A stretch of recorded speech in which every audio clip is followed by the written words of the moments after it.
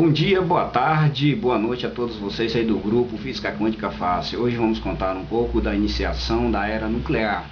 Bom, vamos lá. Lá em meados de 1939, o Serviço Secreto norte-americano descobriu que a Alemanha estava desenvolvendo e querendo fazer a primeira fusão nuclear.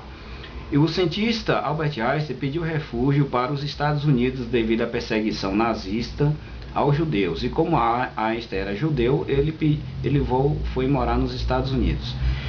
Ao chegar aos Estados Unidos, o Albert Einstein ele foi orientado para que alertasse o governo americano, antes era no presidente Roosevelt, a endossar uma carta alertando aos americanos que a Alemanha estava tentando desenvolver uma reação nuclear, o que provocaria um grande impacto no final da guerra de 1940, início da Segunda Guerra Mundial, que se iniciou em 1939, na verdade.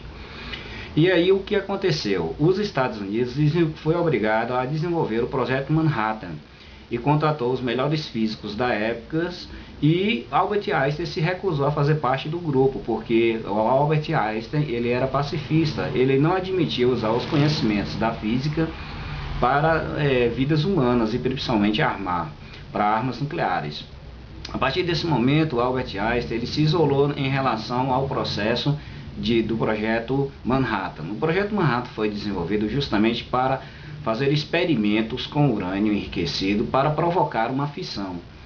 E os Estados Unidos conseguiu isso em 1943. O teste foi no deserto do Novo México. Até hoje existe um monumento em memória à primeira explosão nuclear do planeta já realizada pela humanidade. A partir desse momento, em 1945, 2 anos após a primeira explosão no deserto, os Estados Unidos lançou a bomba em 8 de agosto de 1945 no Japão, em Hiroshima. 4 dias após o primeiro lançamento, lançou outra em Nagasaki. A primeira bomba a explodir foi de urânio e depois a segunda foi de plutônio, 1 megaton apenas. A bomba pesava 1000 quilos, o que era suficiente para eliminar instantaneamente mais de 98 mil pessoas instantaneamente. E após a explosão, 5 minutos, morreria mais cerca de 100 mil pessoas após a explosão devido às radiações nucleares e o calor que é liberado, que seria mais de 5.000 graus.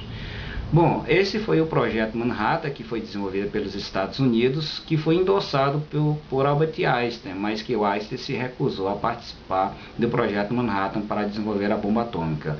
A princípio, o projeto envolveu mais de 800 pessoas no projeto. As armas nucleares hoje elas se tornaram muito presenciais em 2 países, que é os Estados Unidos e a Rússia. Elas têm grande quantidade de material bélico nuclear que é capaz de destruir a Terra mais de 160 vezes. O problema é que as armas nucleares ele tem um tempo de validade, porque o urânio enriquecido ele tem um prazo para se tornar, ele perder essa validade, porque o que acontece é que os elétrons, prótons e nêutrons eles vão sendo aglutinados em um certo ponto em que eles não têm mais como se aguentar a si próprios, então eles ficam em ponto de fusão. O processo que é iniciado através do enriquecimento ele vai perdendo suas características porque a própria natureza vai se encarregando de equilibrar essa quantidade exagerada que nós colocamos, e aí a partir desse processo o urânio não tem tanto poder de explosão no caso. Uma das características muito interessantes é que depois da primeira e da segunda bomba ser explodida em 1945, os Estados Unidos continuou fazendo testes nucleares e de lá para cá já foram explodidas mais de 100 bombas atômicas para desenvolver a bomba de hidrogênio. A bomba de hidrogênio ele tem uma grande capacidade de destruição, cerca de 500 vezes mais que uma bomba atômica normal. Se ela foi lançada na cidade de São Paulo com aproximadamente 8 milhões de pessoas, vai destruir a cidade por inteiro. 8 milhões, uma cidade de 8 milhões. Aí com o desenvolvimento dessas armas nucleares, o ponto estratégico seria o projeto Guerra nas Estrelas, que foi desenvolvido pelo presidente Ronald Reagan, e depois houve o desenvolvimento das armas nucleares, com que submarinos nucleares transportam 18 ogivas nucleares. Todo esse projeto do Manhattan, ele continua ainda em atividade, mas em vias secretas. O projeto Manhattan, na verdade, ele nunca parou de funcionar, ele continua e foi rebatizado novamente com outros nomes para que o projeto fosse mantido em segredo.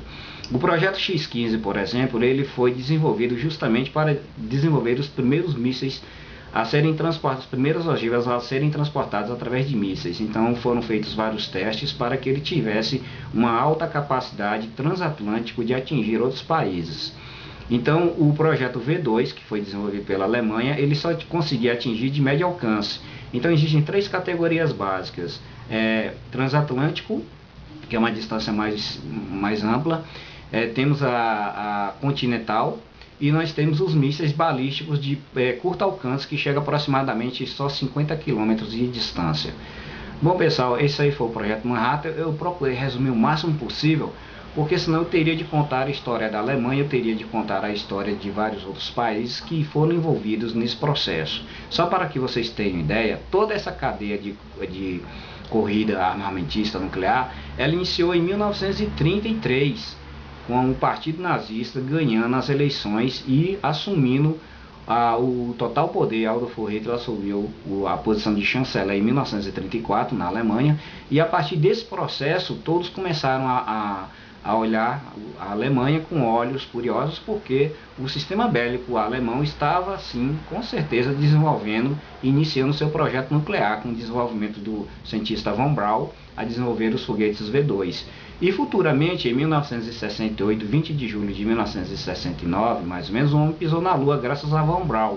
Von Braun desenvolveu o projeto Apollo, e o projeto Apollo ele iniciou-se com o projeto Saturno V. O projeto Saturno V era para desenvolver o foguete, e o projeto Apollo eram as divisões que deveriam ser para que os astronautas conquistassem a Lua em apenas 4 dias. Bom pessoal, a minha colaboração de hoje foi essa, e eu espero que vocês possam ter gostado. Eu fiz o máximo de resumo possível para poder contar essa história, mas se eu for entrar em detalhes, eu vou gastar aqui mais ou menos 1h30.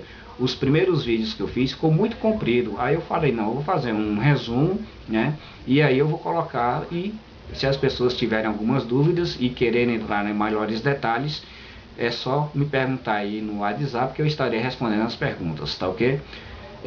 E até o próximo vídeo, que a próxima matéria eu vou abordar sobre os criptogramas que estão acontecendo nas plantações de trigo na Inglaterra. Valeu e até a próxima.